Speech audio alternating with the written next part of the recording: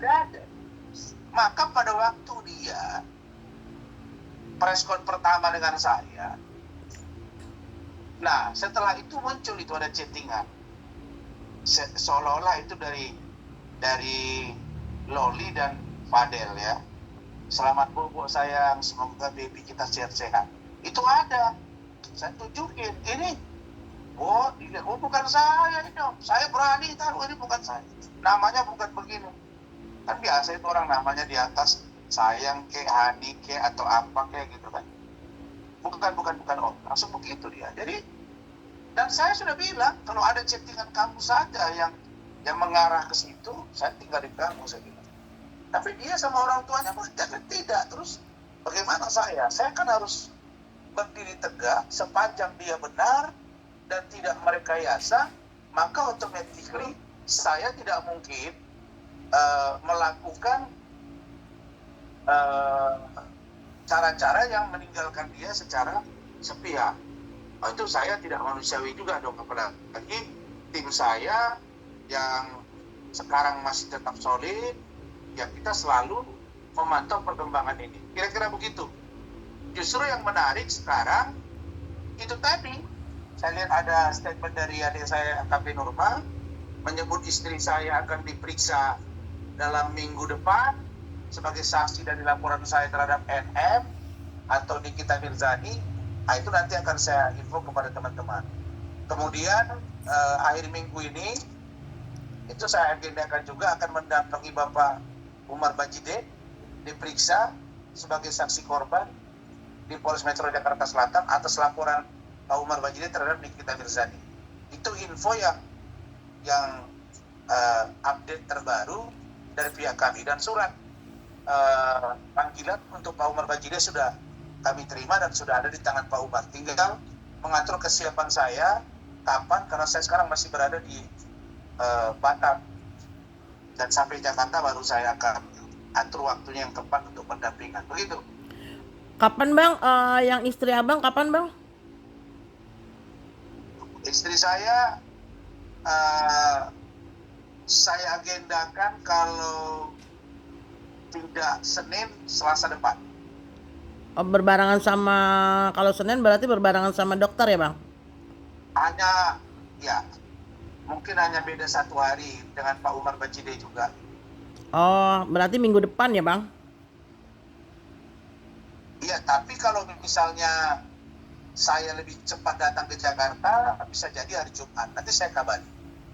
Tapi minggu ini itu pasti fokus 3 dari Kementerian PPA. Deputi loh, deputi itu kan sudah eselon 1 itu. Iya. Tingkat kementerian. Itu Pak Nahar itu berkenan tuh, saya luar biasa sekali.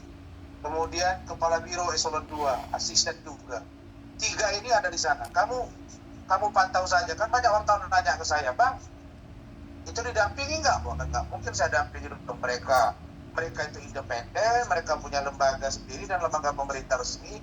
Mereka punya tim hukum sendiri di internal, ya, dan kita tidak mempengaruhi. Saya hanya bilang sampaikan dari perspektif hukum dan bagaimana cara penanganan yang pantas, wajar dan patut terhadap anak dan perempuan. Itu. Nah, sedangkan dokter USG itu, ya juga kami tidak bisa mengintervensi. Karena itu kewenangan dia yang akan menjelaskan. Jadi ini. Nah, sedangkan yang untuk Pak Umar, Martin, Liliana, kemudian Mama E, Ibu JF, kemudian Lopez, itu baru nanti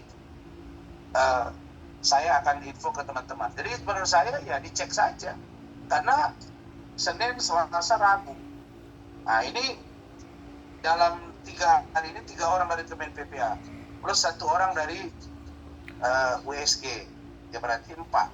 Saya nggak tahu nih hari-hari apa saja, tapi ada yang bilang Senin, Selasa, Rabu, Kamis. Makanya saya prediksi tadi Jumat panggilan untuk Fadel datang suratnya ya, tapi untuk diperiksanya mungkin Senin apa Selasa, kira-kira begitu. Ya insya Allah kalau saya di Jakarta pasti akan banyak lah info-info dan aktivitas yang akan saya lakukan, dan semuanya saya akan update ke teman-teman media. Prinsip saya, kasus ini menarik.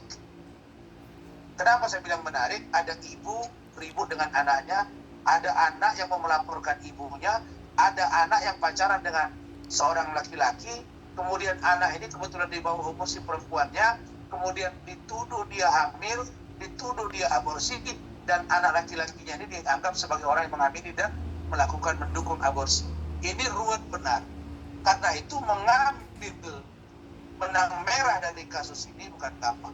Karena itu ini menurut saya perlu dilibatkan semua pihak. Jadi bukan saya mengada-ngada. Kalau saya datang ke Kemen PPA, saya datang ke Propam, ini demi penegakan hukum yang benar. Agar nanti kalau kasus ini lanjut ke pengadilan, terlihat siapa berbuat apa, siapa melanggar apa, sehingga itulah yang dipidana. Itu. Oke. Baik Bang, ada yang mau tambahin lagi nggak? Ojal? Ya. Ojal? Nah, adapun tentang sidang saya dengan Hiki Klimakin,